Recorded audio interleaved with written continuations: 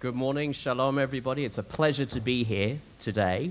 And I'm very happy that what I've heard is very similar to what I'm going to be presenting, otherwise it would have been quite embarrassing. Before we begin though, I wanted to introduce to you my family. You're going to ask me why? I'll get to that in a second. This is my wife. We've been married nearly 19 years. We were married in Eilat. Next to her is Jonathan, who is now 17, about to go to yeshiva in Jerusalem. And next to him is Daniel, who is 16. Both are in high school. This is our dog. As you can see, the dog gets an entire page. The kids only get one little picture each. Ever since I can remember, both of our boys have been big superhero fans. Here's Jonathan literally climbing the walls, dressed as Spider-Man, and Daniel channeling his inner Tony Stark. Daniel loves technology, and I expect that he will go and study at the Technion in Israel, so we're going to be spending a lot more time out here. But a very funny story a few years ago at the premiere of the first Iron Man movie. It was in Leicester Square. There were about 1,500 people, and I took Jonathan and Daniel and Susan as my guests, and I was up on stage in front of 1,500 people, welcoming everybody to the movie and introducing them to Robert Downey Jr. and Gwyneth Paltrow. I made a speech, and at the end of the speech, everybody clapped, and I went upstairs and I sat down with my boys, and Jonathan looked at me with his big brown eyes. He said, "Daddy, when you die, can I have your job?" Now, it wasn't a morbid thought. It was. I mean, many people could have thought it was a morbid thought, but it wasn't a morbid thought. It was a nod to how proud he was of what I did. I mean, what father wouldn't want to hear from his own son that he wants to be him when he grows up? You may be wondering why I've started off my presentation this way. I wanted to engage with you because an exceptional customer experience starts with how you engage with your customers.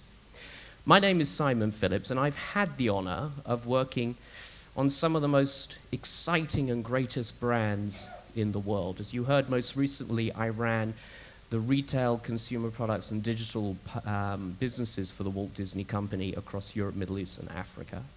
That's a $16 billion business a year. It's quite big. Prior to that, I was president of Marvel Entertainment International. Before that, to many of you who are parents, probably you're disgust, I helped introduce the world to Pokemon. I also introduced them to Yu-Gi-Oh!, Teenage Mutant Ninja Turtles. I worked with 3 different organizing Olympic committees, 1 Paralympic Games. I was involved with Rebelde Way. Do any of you remember Rebelde Way? It was a little telenovela, quite big here in Israel. And I also got involved with a movie franchise called Harry Potter. My entire career has been focused on brand experiences and how brands engage to create customer experiences. The term customer experience is commonplace across many business sectors, but what exactly is customer experience and how does it differ from customer service, and how concerned should you be about it? According to the Harvard Business Review, customer experience is defined as the sum of all interactions a company has with a customer, or a customer has with a company. This can include a customer's initial awareness or discovery of a company, a product or a service, and the purchase and use of that company's products and services. All of these add up to critical moments. At Disney, we called critical moments touch points. They create kind of an overall experience of what a customer should be looking for. By the way, Walt introduced touchpoints in 1957. He was really a visionary. At Disney, it was all about presenting a joined-up approach, understanding that guests, and I'll talk about guests later, don't care about what department you are from. What they want, they want. Doesn't matter to them if you are from finance or from legal or from accounting. They want something from you, and you have to provide it. Customer service is too often thought of as an isolated department, rather than a core value or strategic mandate owned by an entire organization. Steve Jobs, who by the way was, until he died, the largest shareholder of the Walt Disney Company, his mantra was that the consumer should be at the center of everything that Apple did.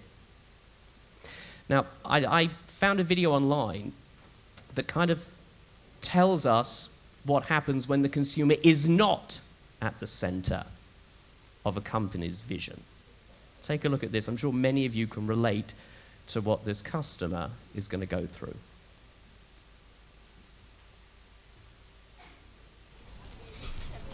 All right. Customer service. Hi, my name is Cassandra, and I'll be helping you today. Can I get your first and last name, please? Josh Gray, Gray. And just a security question, what was the name of your first pet? Chairman Meow. Great. What can I help you with? Yeah, I'm having trouble with my password. I'm sorry, sir. This is customer care. Passwords are a tech support issue. Please hold while I transfer you. This is Alvin. Can I have your first and last names, please? Oh, I just gave it to the last person. Yes, but that was customer care. This is tech support. Josh Gray, Gray, and the answer to my security question is Chairman Meow. My password isn't working and No, you're going to need password recovery. This is password creation. Please hold. Hello? Josh Gray, Gray. We only handle A through F here.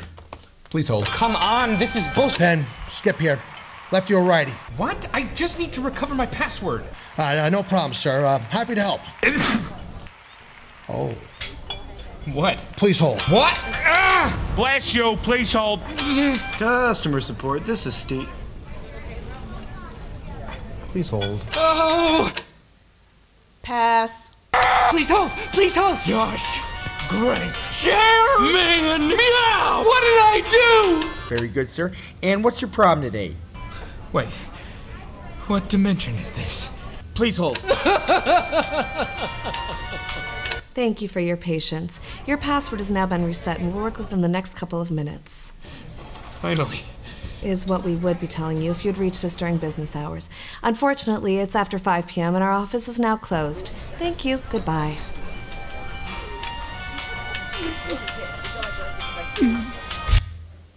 How many of you can relate to that? I mean, I know I can. Customer experience, on the other hand, encompasses every aspect of a company's offering, including the quality of its customer care, reputation management, marketing, packaging, products, service features, ease of use, reliability, absolutely everything.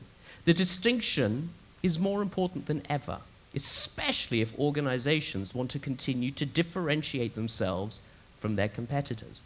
Customer experience must be understood and approached holistically, with each area of a company's offering giving intentional thought and focus on how their decisions will shape and influence the overall customer experience. As Disney's mantra states, while no one owns the guest, everyone or someone owns the moment. Customer experience goes beyond customer service alone, and it is much more than any single leader or employee or department. It's about truly understanding your customer, building a plan for delivering exceptional experiences, and then empowering employees to deliver it across all touch points. It's also about developing leaders to reinforce the beliefs and behaviors that support exceptional customer experience. Bottom line, if your organization wants to advance its customer experience, you must make it a strategic priority. From the second a customer walks through the door or lands on your website, their journey with your brand begins. Building relationships with customers must be part of your company's pulse. It was a word that was used earlier today, part of your company's pulse. Building a culture around people and how they are treated and respected should be prioritized. And it requires training, constant training and retraining. For example, the moment you enter a Disney store, a cast member greets you. Yes, a cast member. At Disney, we were all cast members. We weren't employees, we were cast members because we played a part in a much bigger experience. At Disney, our cast members, we were all encouraged to make a difference in our customers' day. Actually, our customers were called guests, not just the customers who stayed in the hotels, all customers, regardless of how they were interacting with us. When you give authority to your employees, those employees those employees become empowered to go far above and beyond for the customer.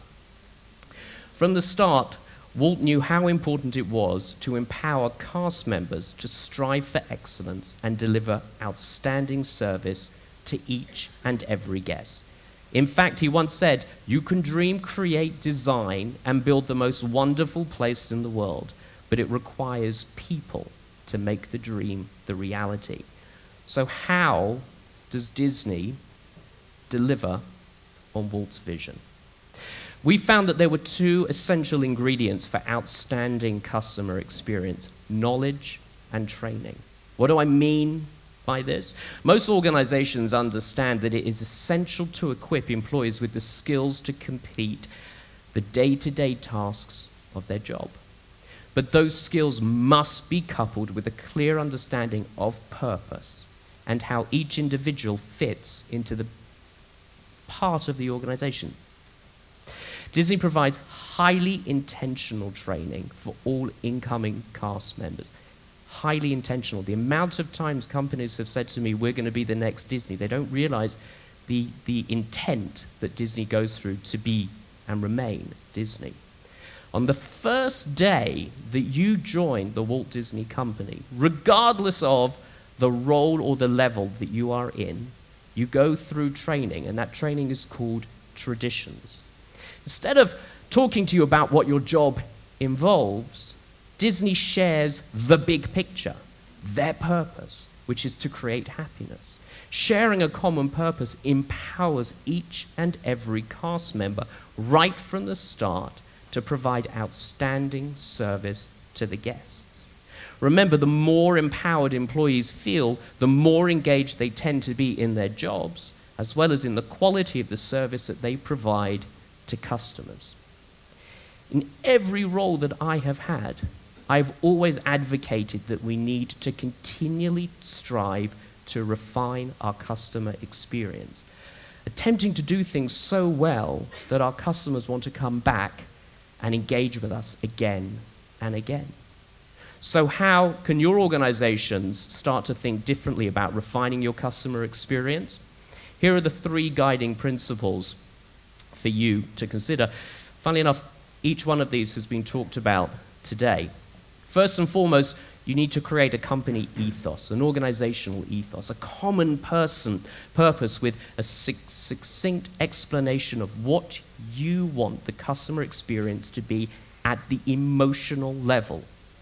I talked at the very beginning about my family because I wanted an emotional connection with you. It is so important to have an emotional connection with your customers. It represents to all employees what you stand for, why you exist, and is the primary tool for getting everybody on the same page. Secondly, you've got to understand your customers holistically.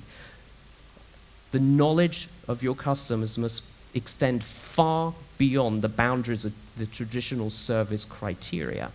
Truly understanding their needs, wants, and expectations is key to creating personalized interactions. We talked about personalized interactions just a few minutes ago. And finally, with exceptional service as an economic asset rather than an expense, I've always found that the return on investment associated with lifetime customer relationships justifies the short-term costs associated with designing and delivering exceptional service experience. So I thought we'd have a little bit of fun. And we would use some of the amazing characters that I've had the honor and the privilege to work with to give us 10 learnings about customer experience. If any of you were David Letterman fans, you know he used to his top 10. So I'm going to do my top 10 customer experience lessons from the characters that I have worked with. Who saw the Avengers movie? Only one person? It was the biggest movie of all time. Nick Fury, who led the Avengers, said, "The idea was to bring together a group of remarkable people, see if they could become something more, see if they could work together." Nick was the leader, or is the leader of S.H.I.E.L.D., and he knew that a great evil was coming to threaten the Earth, and a menace larger than any single superhero could handle. He needed the combined power of the Avengers to succeed. It's a little bit or maybe a lot, like customer experience. It needs to pull on the resources of all of your departments. It's not just an isolated department. It has to pull on the experience of all of your departments. Focus on a unified, common purpose. Batman. I like Batman. All the tools in your belt won't make a shred of difference if you don't know how and when to use them. That's where training comes into play. Remember Disney's traditions. It's all about training. Training is how Bruce Wayne, a regular human being with no superhuman powers whatsoever, becomes Batman. Training is how you will provide the best customer experience. With great power comes great responsibility. One of the best lines out of any superhero movie, or out of any superhero comic, I should say, and it's from Spider-Man. Spider-Man believes in using his spidey sense to solve issues before they become issues. This can be your motto when providing an excellent customer experience too. It's great when a customer calls with an issue and you fix the problem fast. However, it's even better when you solve their issue before it even happens. News travels swiftly, my man. This was from Finding Nemo. Nemo's dad, Marlin, tells the sea turtles that he was looking for Nemo. The sea turtles tell the school of fish, who then tell the lobsters, and so on until the entire sea knows about what's going on. Marlin was completely shocked about how fast word of mouth traveled, and in response, the sea turtle says, "News travels swiftly, my man." This couldn't be more true in today's world, especially because of social media. Good news travels fast, but bad news travels even faster. Just a bad customer experience can damage the reputation of your brand, but a positive one, well, that can enhance it and help you win over loyal customers. Rapunzel was a great movie, and for me, the movie was all about venturing outside of your comfort zone. The best companies empower their employees to make their own customer-focused decisions. It all starts with training. Training your employees to make great decisions, and if they make a bad judgment call, use it as a training opportunity. With the right training, with the right management, you'll be surprised at how quickly you'll create an empowered workforce. Oh yes, the past can hurt, but the way I see it, you can either run from it or learn from it. That was Rafiki from The Lion King, and it makes a perfect follow-up from Rapunzel. No doubt your employees will make mistakes, we all do. Even the painful ones are learning opportunities, and it's important to embrace the past to help you and your employees grow in the future. And in fact, whilst we're on the subject of The Lion King, Disney released the first teaser trailer for the new Lion King movie last week. Talk about creating an emotional connection. The trailer that was released on Friday is now the second most viewed video on YouTube. Back in 1994, when Disney released what was to become the biggest animated movie franchise of all time, I remember going to see the movie. I remember exactly the cinema I went to, who I was with, and I remember how I felt. And we talked about emotion, and I couldn't be up here talking about emotion and talking about Lion King without maybe showing you the trailer for the new Lion King movie, coming slightly off the subject, but I wanted to show it to you because it is all about emotion. Have any of you seen the new Lion King trailer? Well, two. Karen, you don't put your hand up? Karen's from Disney. I hope she puts her hand up. I'm going to show you the trailer only because I think it talks about how Disney engages emotionally across generations. So just take a pause for a moment from the top 10.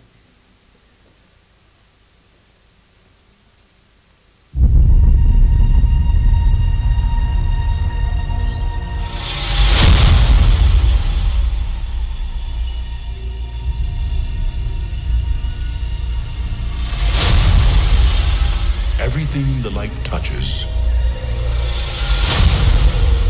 is our kingdom. But a king's time as ruler rises and falls like the sun. One day, the sun will set on my time here and will rise with you as the new king.